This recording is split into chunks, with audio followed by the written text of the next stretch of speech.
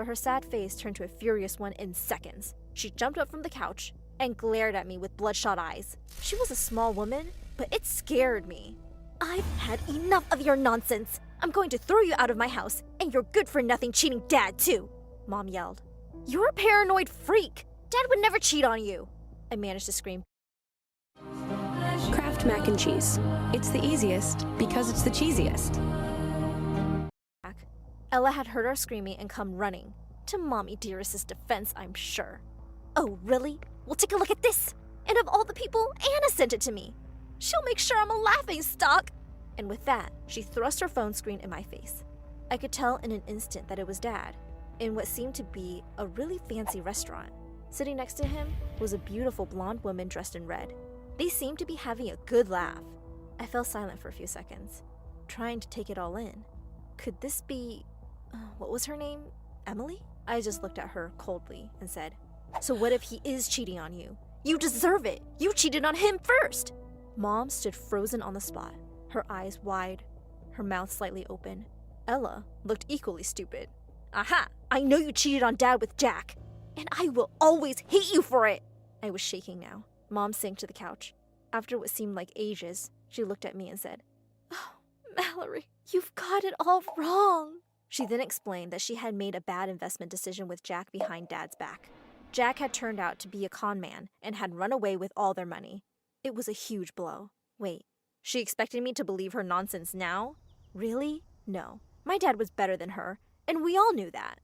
Ella had the phone in her hands now, and she was staring at the picture. Finally, she said angrily, How could he do this to you, Mom? I looked at them and said, No, he isn't a cheater, you idiot. Dad is innocent, and we can ask him together. Mom was hurt and said he wouldn't confess. Then I said, You know what? I'm going to spy on him just to prove you wrong. So here I was the next day, a couple of blocks away from Dad's office, hiding out in Mom's car. She'd made me skip school and sent me off in her car. Half the day had gone by with nothing happening. I'd almost dozed off when I saw Dad walk out of the building. A shiny black car had driven up outside the main entrance. A leggy blonde in high heels stepped out of it. My dad kissed her on the cheek, and then he got into the car with her, and they drove off. I frantically revved up my engine and started following them. Where were they going? I wondered. We had been on the road for 2 hours now. We left town and were on an empty road between a stretch of fields. Just a few moments later, the car turned left onto a smaller road, leading up to a huge mansion. I parked my car at a distance and walked up to it on foot. I quietly slipped in through the main door. I walked down the large hallway and heard Dad and that Emily talking in another room. Suddenly, I could hear her clicking heels getting louder, and in panic, I ducked behind the huge potted plant near me. Wow, this really is a beautiful place, Em, Dad said. And it'll all be yours soon. Yes, thanks to you, she said, looking at him with a huge smile. As soon as you can get that wife of yours to sign the papers. Her evil laugh echoing through the hallway made my blood run cold. And what was worse, Dad joined her.